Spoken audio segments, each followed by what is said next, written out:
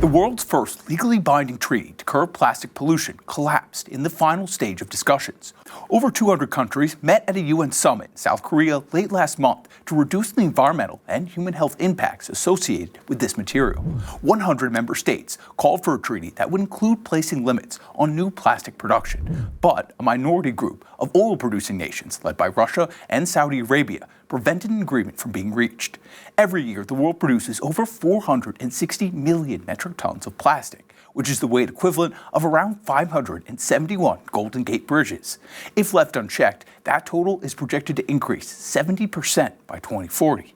Also happening annually, an estimated 20 million metric tons of plastic waste is added to our environment worldwide, almost as heavy as 60 Empire State Buildings. According to the UN, since 1950, more than 8 billion tons of plastic has been produced globally, but less than 10% has been recycled. 175 countries pledged to address this problem back in 2022, agreeing then to make the first legally binding treaty addressing plastic pollution by the end of 2024. However, after this latest breakdown negotiations, that deadline will now pass without any new regulations in place.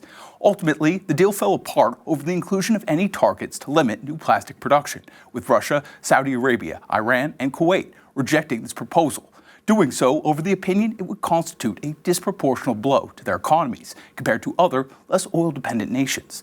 Kuwait's delegate to these UN talks added they believe the objective of this treaty should be to end plastic pollution, not plastic itself.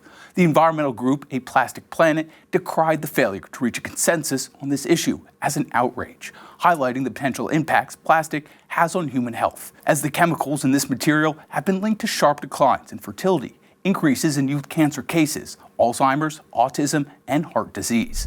The World Wildlife Fund is urging the countries that wanted this pollution treaty to move forward without the nations that opposed it, saying they're worried that more inaction will bring greater environmental harm, and fear ambition to eventually finalize a treaty with all members will fade as more time passes.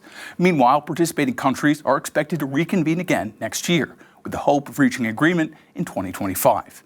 To get more stories about how various forms of pollution are impacting our planet, download the Straight Arrow News app and sign up for alerts from me, Jack Almer.